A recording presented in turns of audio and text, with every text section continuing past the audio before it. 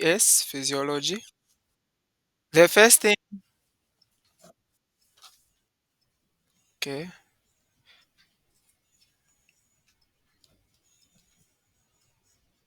all right. So when you want to understand CVS physiology, the first thing that you want to understand is basically the heart, the structure and the components. Okay.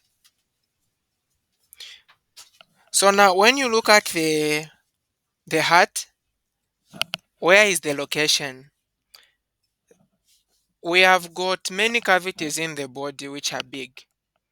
And one of the cavities that we have got what we call the abdominal cavity, where you find the intestines, the liver, the pancreas, and such. You also have the thoracic region. That's where you find the lungs and also the heart and some other organs. Now, to be specific, within the thoracic or the chest, you have got a part which you call the mediastinum, and that is where we find the heart. Now, the mediastinum is divided. When you look at a body from the side, imagine this is a person standing here, and then you are looking at them from the side. The mediastinum is going to be divided into anterior, which is the front, the middle, that is where the heart is, and then the posterior. So the heart is located in the middle mediastinum. It is just behind the sternum. So when you are using the ribs, the heart is found between the second rib and the sixth rib.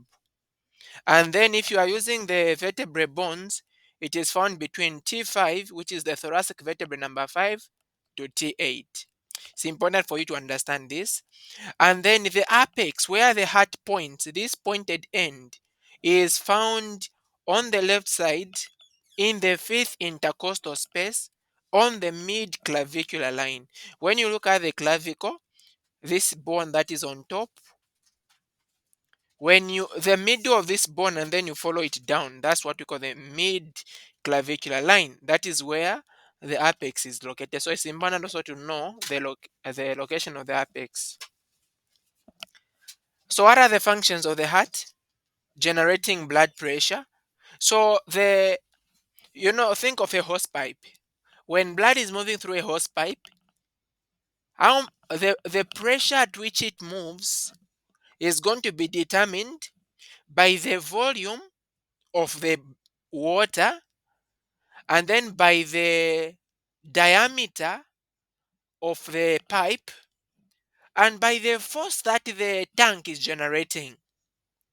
So those are the things that also determine blood pressure. When you look at the determinants of blood pressure, you look at the force at which the heart is contracting to push the blood. You look at the dilatation of the blood vessel. If they are so dilated, the blood pressure falls. And then you look at the volume. If you have got little volume, for example, someone that was in an accident, they lose blood. So their blood pressure is going to fall. Someone that has got anemia, someone that has got, let's say, a kidney disease, okay, and such, they are going to have a drop in blood pressure. So that is a big important function of the heart. Now, when you look at the heart, in the mid mediastinum where it is found, it is covered or it is found in what we call the pericardium. So you have got different layers that around the heart. That is important for you to understand this because you find them in your exam. Okay. So the heart is found within the pericardium, the lungs. So basically, all the internal organs are going to be found in some sort of covering. The intestines are in the covering, the liver, the kidneys, the lungs, including the heart itself. So for the heart is pericardium. Okay. Now the pericardium is divided into two. You have got the fibrous pericardium and the serous pericardium. So when you look at this diagram here, the fibrous pericardium is the outer layer, and then the serous pericardium is the inner layer.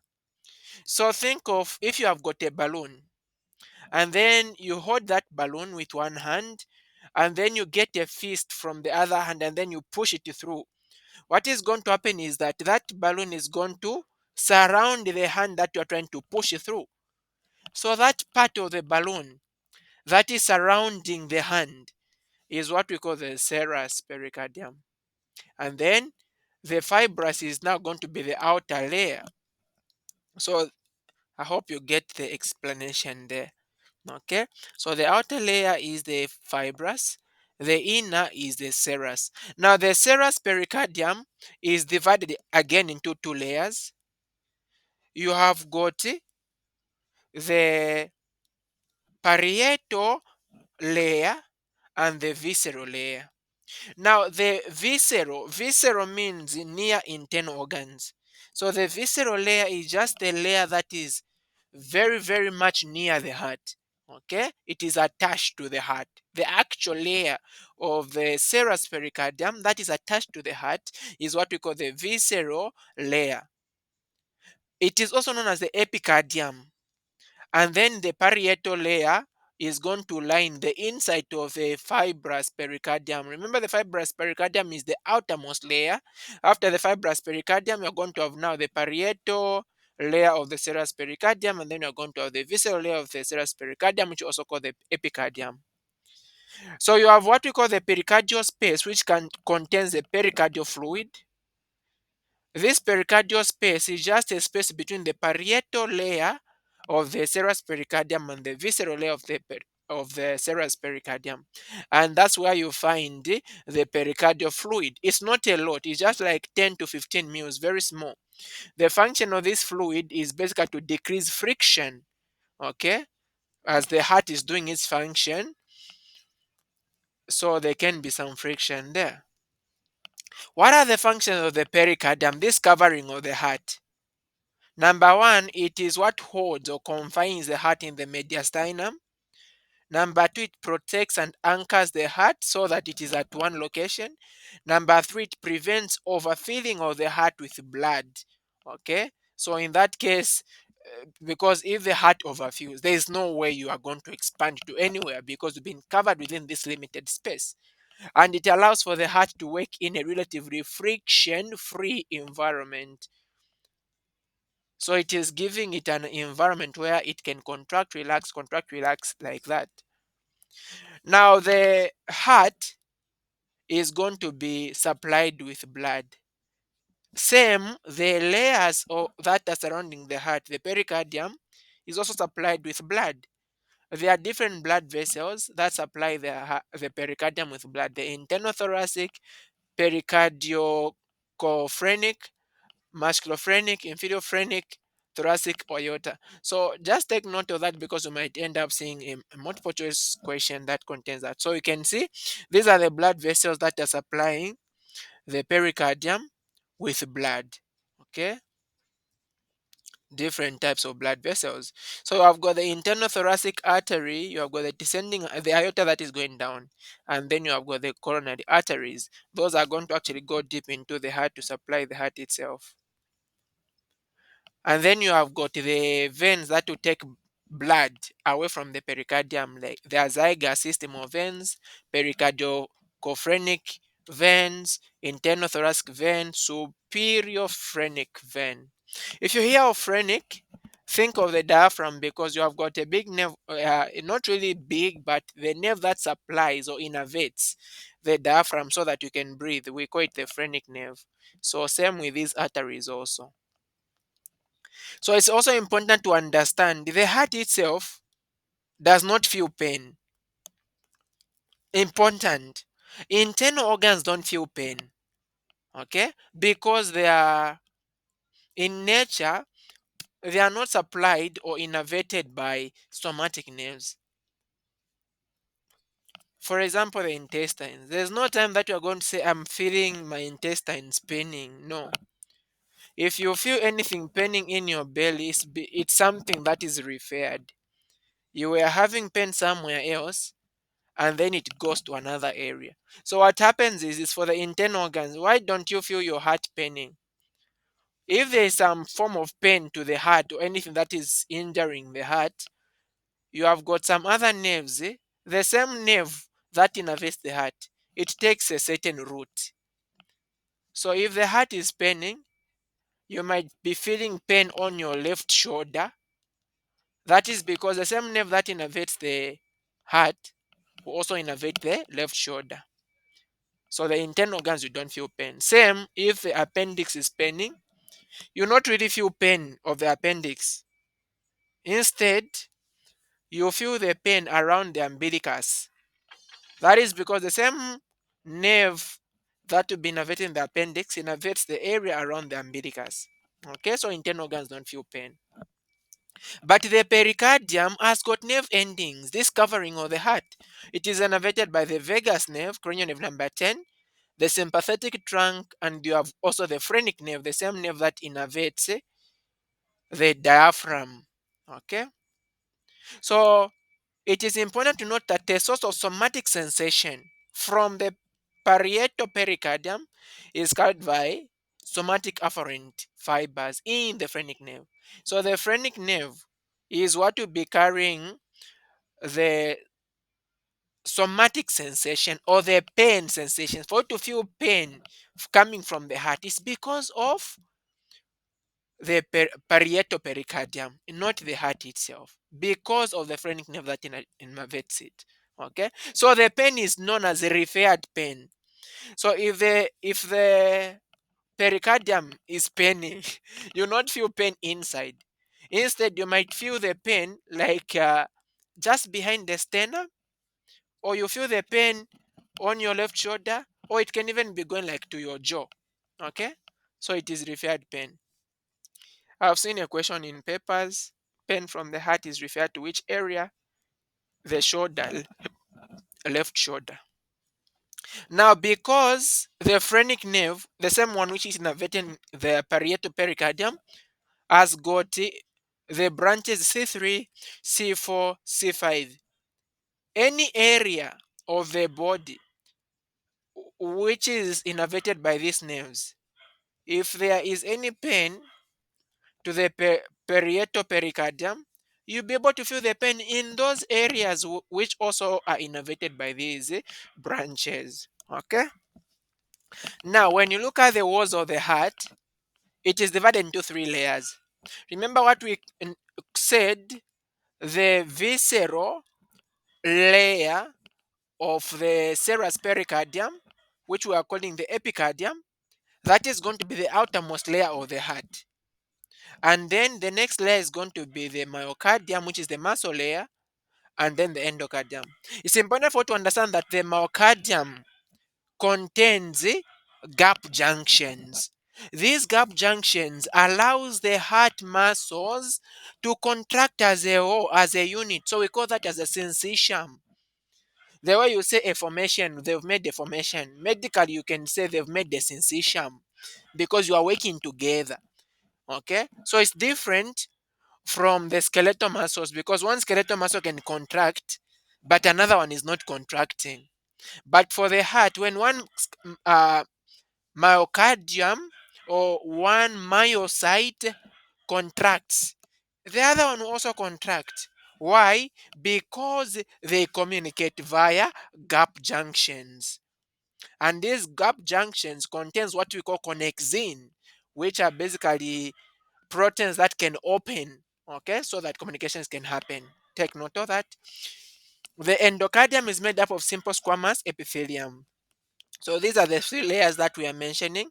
You can see the innermost layer is the endocardium, and then the muscle layer is the myocardium, and then the outermost layer is the epicardium. Now the epicardium is just part of the serous pericardium. Actually, the serous layer of the of the pericardium. Okay. We also have the heart chambers. Please, if you have got a question at any given point, feel free to stop me. You ask. It's important for you to understand this now because when you go in an exam, sometimes you'll not be able to manage to study everything. But if you can if you can understand now, you might not go through for 3 months. but it will click in your brain and you'll be able to answer something. Okay. So the chambers of the heart, you have got the atria and the ventricles. The atria, these guys receive blood, so they are receiving chambers. The ventricles, these are muscular, they pump blood. And the left ventricle, because it pumps blood to the rest of the body, it is much thicker than the right one. The ventricles are separated by what we call the interventricular septum. Inter between, ventricular between the ventricles. Okay, so it's important for you to understand that again. Now the heart is going to be divided. When you look at the external features of the heart, because they can bring this picture, they ask you to label the external features of the heart. This is how the heart sits in the mediastinum. Remember this pointed part down here, we call it the apex. And then this part that you can see where my cursor is, this is the ventricle. And it's on the right side, so this is the right ventricle. And then this area that is more this side where my cursor is, that is also a ventricle, and it is the left ventricle. So between the right ventricle and the left ventricle, you have got this area, and it forms a groove.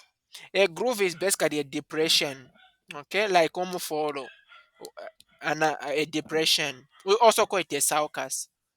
So we have got what we call the external, this one, the interventricular sulcus, because it is a sulcus between the ventricles. Okay, that's important to know. And what do you find on this? And actually, you need to be specific because this is anatomy. The interventricular sulcus, you have got it behind and in front.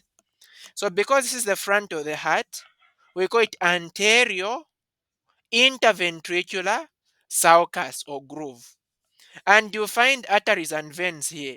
How do we name them? It is the anterior interventricular artery and the vein, which are basically branches. So because this is more the left side of the heart, so the anterior interventricular artery is a branch of the left coronary artery. And then you also have this sulcus here, and we call it the coronary sulcus. It is more on the right side, and that is where we find the right coronary artery.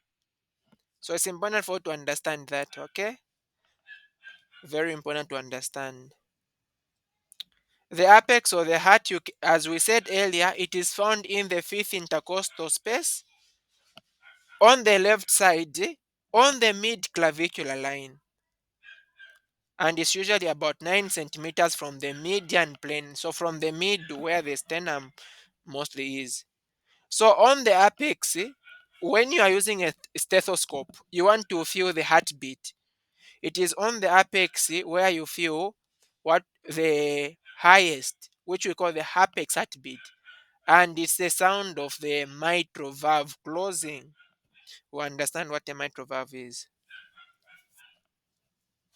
Okay. So when you look again, so these are the divisions of the heart. We've talked about the apex. You also have the base. The base is where the heart really rests.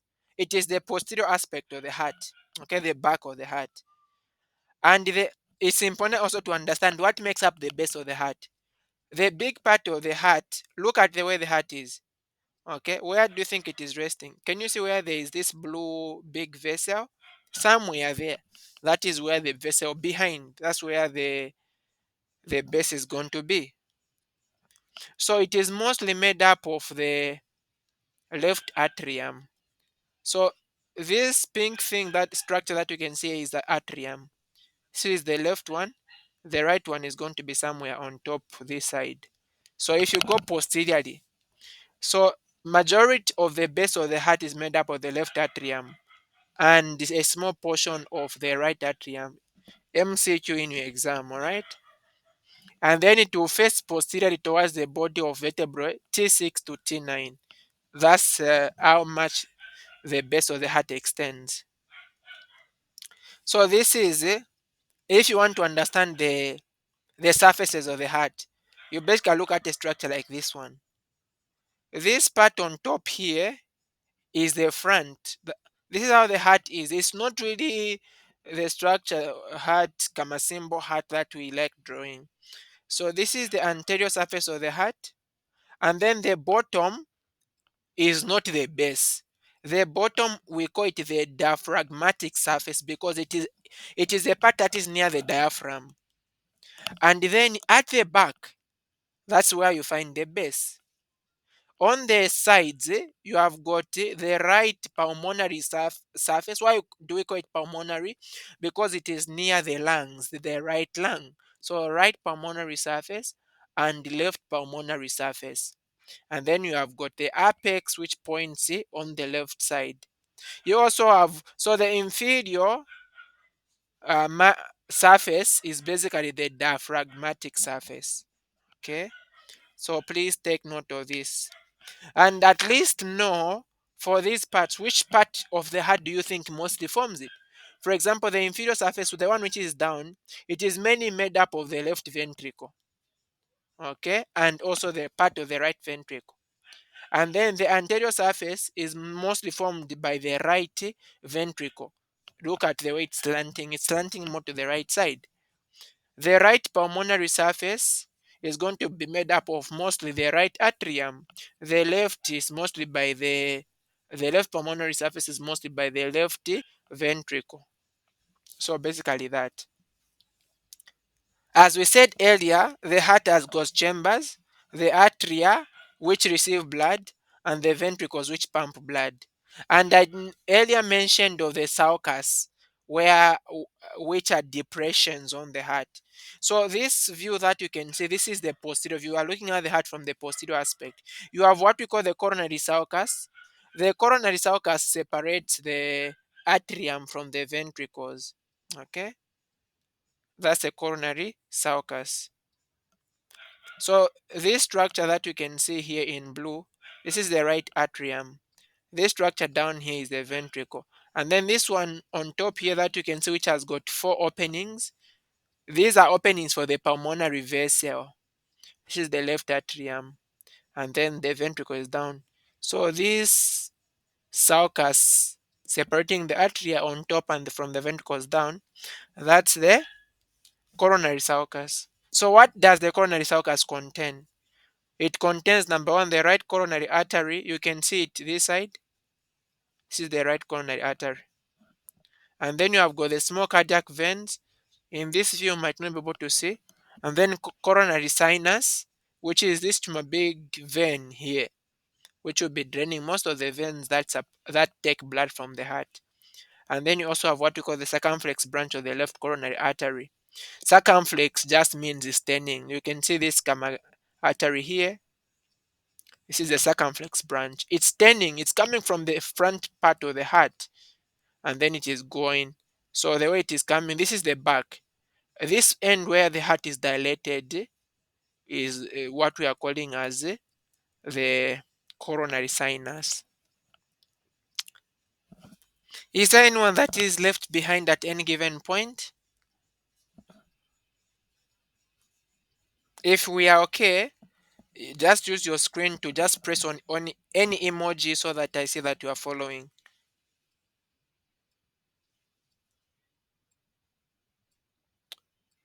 All right. So remember we earlier mentioned the interventricular sulcus, the sulcus between the ventricles. Now you have got the anterior interventricular sulcus and the posterior interventricular sulcus. So depending if you are in front, you are going to call it anterior. If you are behind, you are going to call it posterior. So the interventricular sulcus, the one that is in front, what vessels does it contain? It contains the anterior interventricular artery and the great cardiac vein. Take note of these two. But the posterior one, the posterior interventricular sulcus, contains the posterior interventricular artery and the middle cardiac vein. Remember, the great cardiac vein is in front. The middle cardiac vein is at the back. That is important. Okay, so which one is the middle cardiac vein? This vein that you can see, this big one here. which is going to drain in the coronary sinus there. This is the middle cardiac vein. It is found together with the artery, the posterior interventricular artery, also known as the posterior descending artery. It is not a posterior cardiac vein. You can see the posterior cardiac vein doesn't pass on the posterior interventricular sulcus. Okay. So let's consider now each chamber of the heart and what you expected to know on them. The right atrium receives blood. Remember, the atria receives blood. Now, the right side of the heart receives blood from the rest of the body.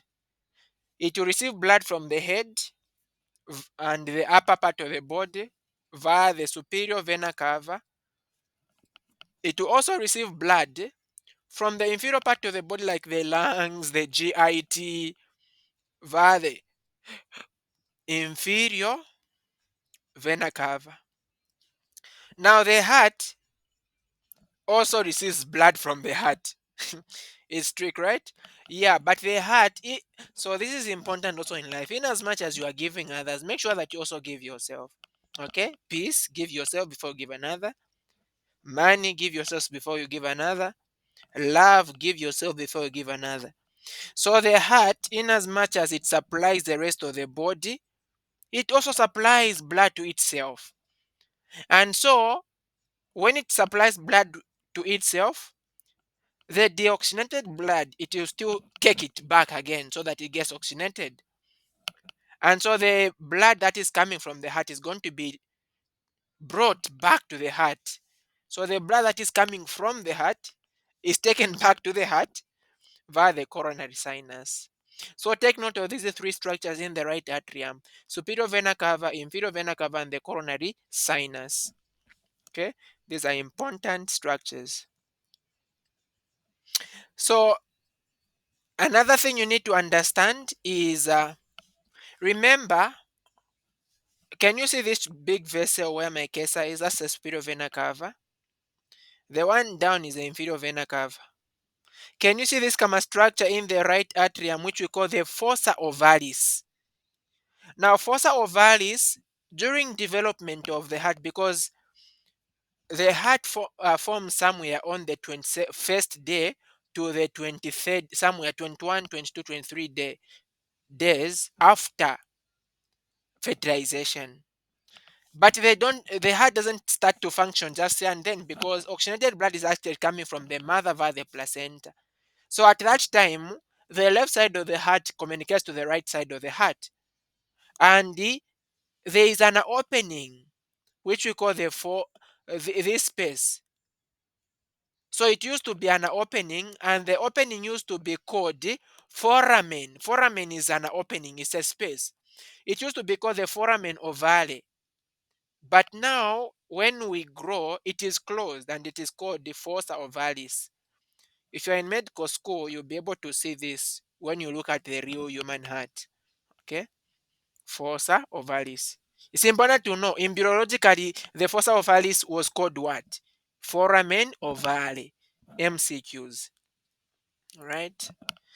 Another important thing that you have to understand is the inside of the right atrium has got some features we need to know besides the fossa ovale.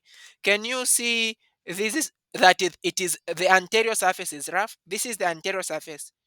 The posterior surface is very smooth. Can you see? It is very smooth where you have got the fossa ovale, but the anterior surface is rough. It has got what we call musculi pectinati. Okay, those are rough surfaces. And then remember, we said that when you look at the heart like this, you have got the coronary sulcus. So when you are looking at the outside of the heart, it is a sulcus, it is a depression, it goes inside. But when you look at the inside of the heart, it is an not a depression, but something that goes into it. So it is a crest. So we call it the terminal crest or the crista terminalis. So take note of that.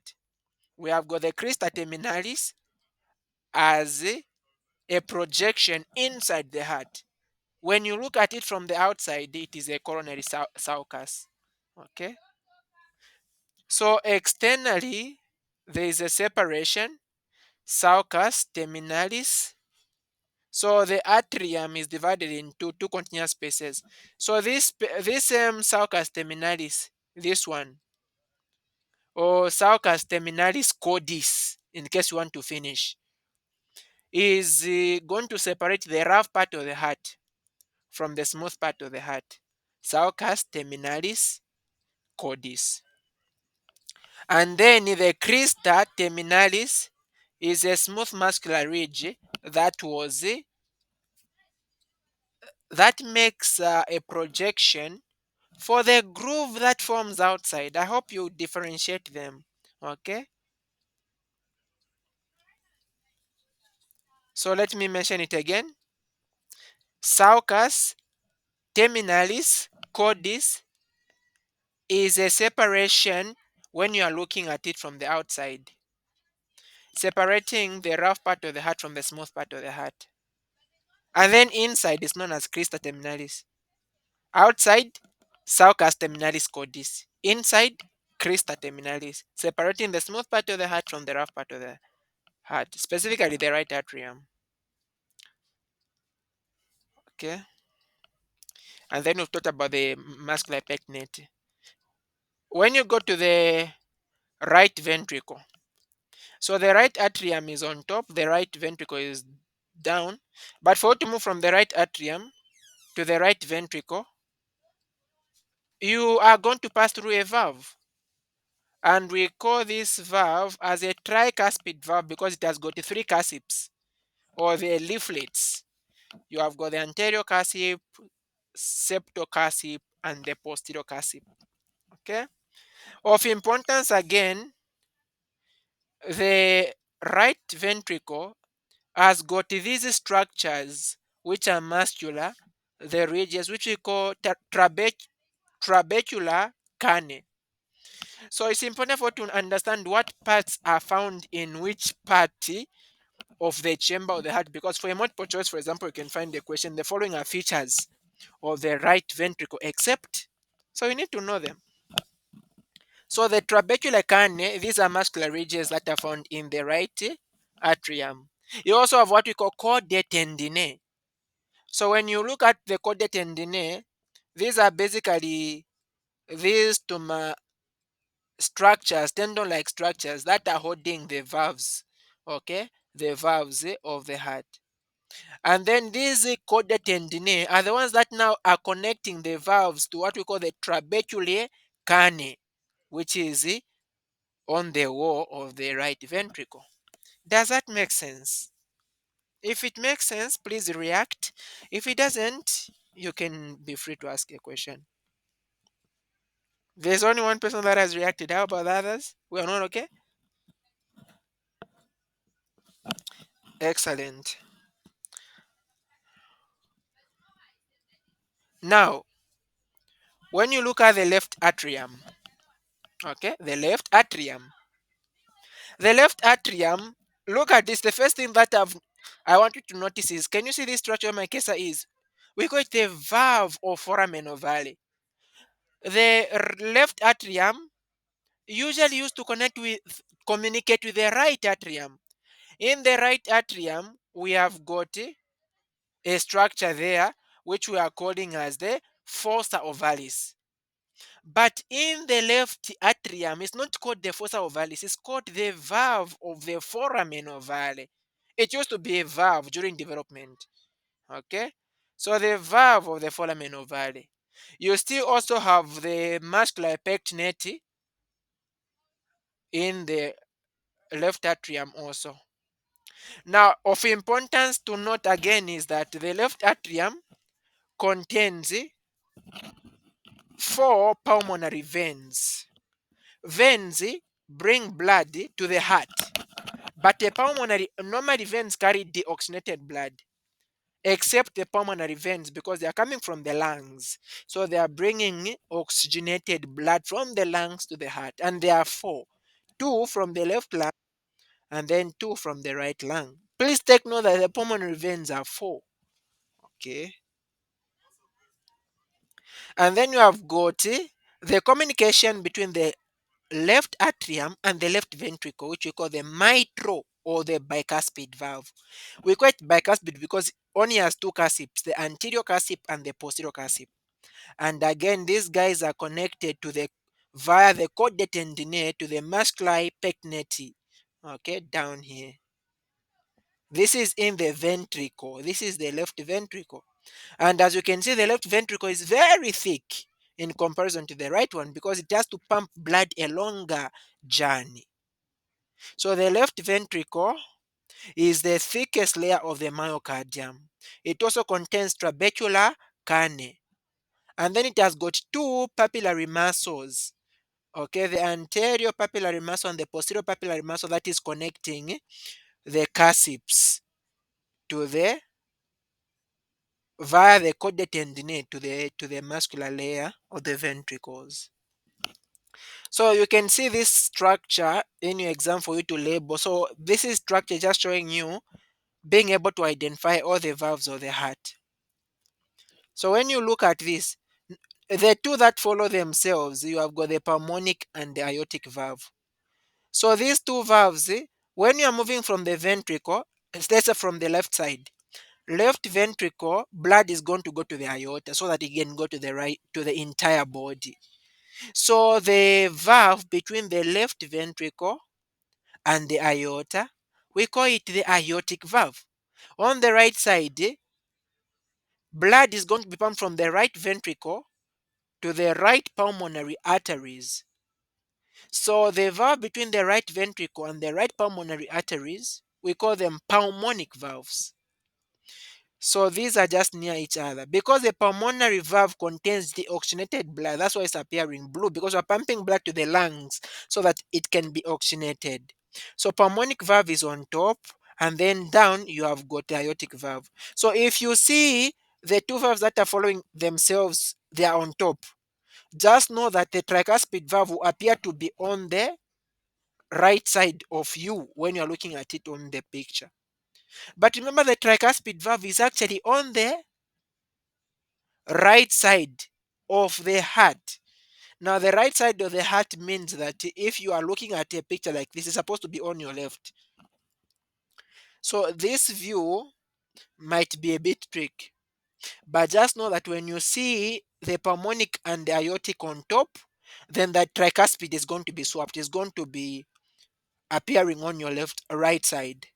But if they have been swapped, you can see these two which are following each other like this, and then they are down. It means that the tricuspid will now be on the right side. Remember, the pulmonic is always the one that is at the end. If it is facing downwards, then it is the downmost.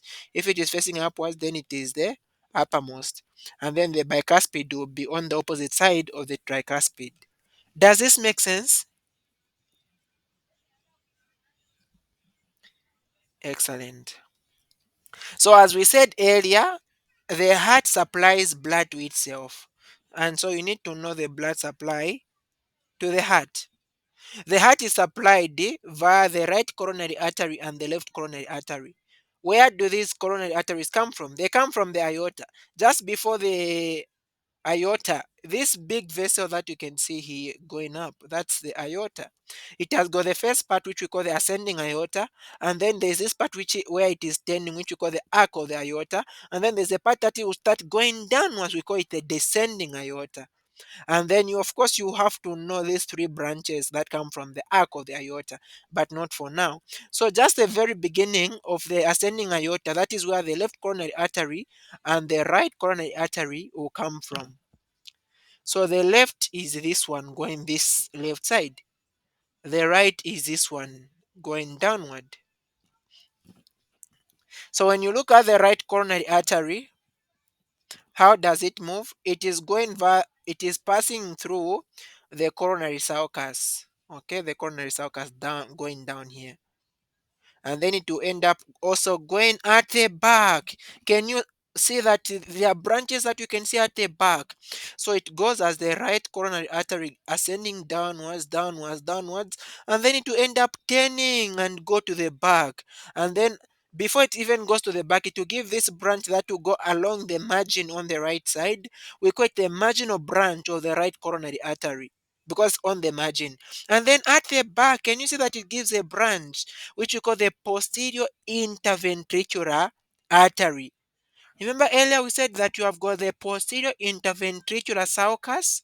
Yes, within that sulcus, that's where you find the posterior interventricular artery. So, where does the posterior interventricular artery come from? It comes from the right coronary artery. It's important to understand that. Other branches that are important from the right coronary artery, can you see this branch here? Going in the atrium. We call it the SA nodal branch, the sinoarterial branch. So what happens is this: the heart can actually contract even without the brain. I think it's the only structure, including the GIT, the intestines, because they also have their nervous system, which we call the enteric nervous system.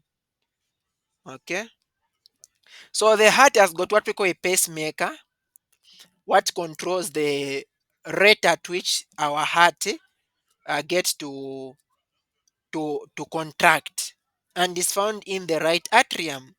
And that pacemaker, we call it the SA node. It's found in the right atrium. So the blood supply to the SA node, majority of it is from the right coronary artery. Only a little percentage is coming from the left. I'm not saying the left doesn't supply the SA node, but majority of the blood supply, like 60%, is coming from the right, 40% is coming from the left. Exam question again. Okay. When you go to the left coronary artery, let's follow it. When you follow the left coronary artery, to give you a branch that will go in the anterior interventricular sulcus, we call that artery as the anterior interventricular artery, or the anterior interventricular branch of the left coronary artery. And this bro is going to give you a branch that is going diagonal, which we call the diagonal branch of the anterior interventricular branch of the left coronary artery. You get the name, an interesting name, isn't it? Basically, the diagonal artery, which is a branch of the anterior interventricular artery, which is a branch of the left coronary artery. After the left, after the anterior interventricular artery comes out, remember the anterior interventricular artery is coming from the left, while the posterior interventricular artery comes from the right. So once the anterior interventricular branch leaves, you are going to remain with this artery that will end up going to the back of the heart. We call it the circumflex branch or the circumflex artery. Why are we calling it circumflex? Because it will round the heart and then go at the back. Okay, so that's how it will move. The circumflex branch, it will move and then go posteriorly. And I want us to look at okay. So do I have a picture which goes behind? Okay, here. Can you see the circumflex artery? This is the one that was ended up coming here. It remains coming from the left coronary artery. This is the circumflex artery. And then when it reaches at the back here, it will now give you a branch which will go on the margin. We call it the left marginal artery. Remember we also had the right marginal artery which was coming from the right coronary artery. It's important for you to understand that. Is there anyone that has a question? Are we okay so far? If you are okay, just show a reaction. Okay, good. I hope we've understood. So I've already talked about the branches. You should be able to identify some of the branches that come from the right coronary. They include the SA nodal branch, which is 60%, right marginal, posterior interventricular, and the AV nodal. And then from the left coronary, you have got the circumflex artery, which will give you the left marginal, and the SA nodal, which is 40%. And then you have got the anterior interventricular. Now, the venous drainage of the heart. You can see the blood that is coming from the heart will end up going back to the heart via the biggest vein is this my big structure that you can see here. We call it the coronary sulcus or sinus, not sulcus. So the coronary sinus is found in the coronary sulcus. Okay, so what are the tributaries? What are the tributaries? What are the blood vessels that are draining into the coronary sinus? You have got the great cardiac vein. The great cardiac vein is this one. It's actually coming from the front of the heart. Okay, it's coming to drain here. You also have the middle cardiac vein, which moves together with the posterior interventricular artery here. Another one is the small cardiac vein, which is coming from the right side.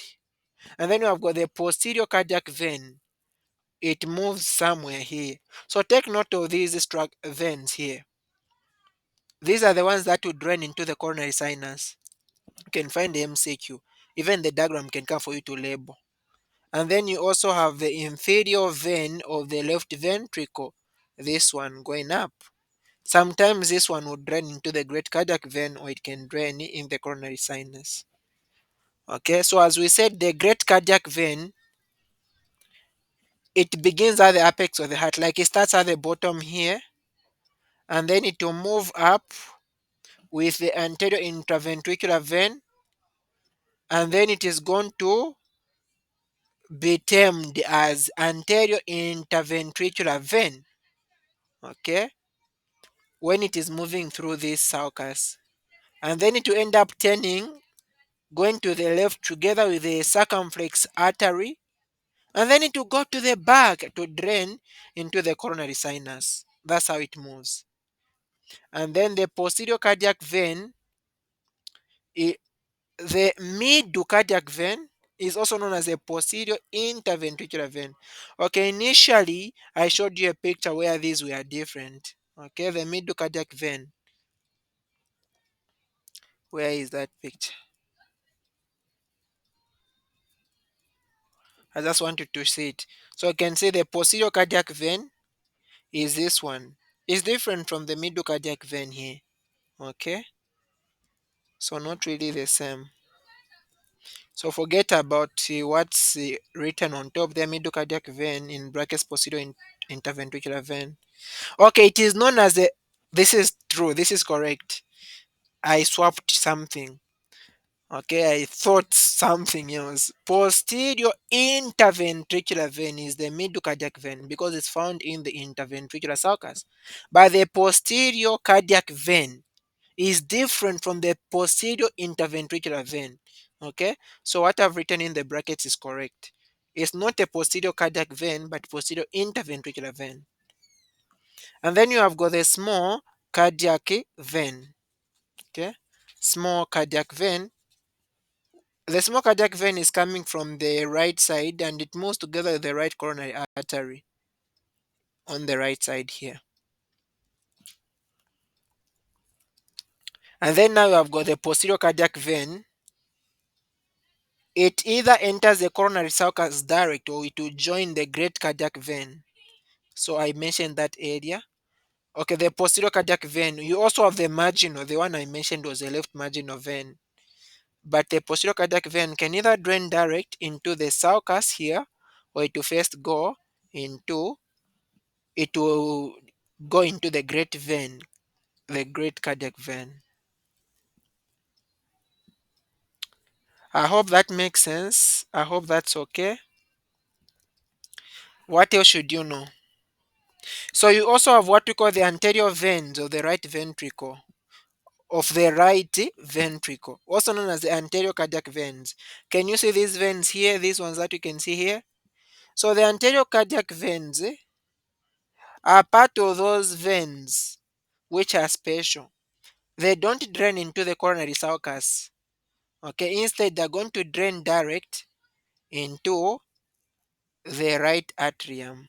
There are also some other veins which are called the smallest cardiac vein or vena cordis minimi. They're also known as veins of Fabaceous. So veins of Fabaceous, vene cordis minimi or smallest cardiac vein, these guys also would drain direct in the right atrium without going to the coronary sulcus. So basically, this is on the first part of this topic, CVS physiology.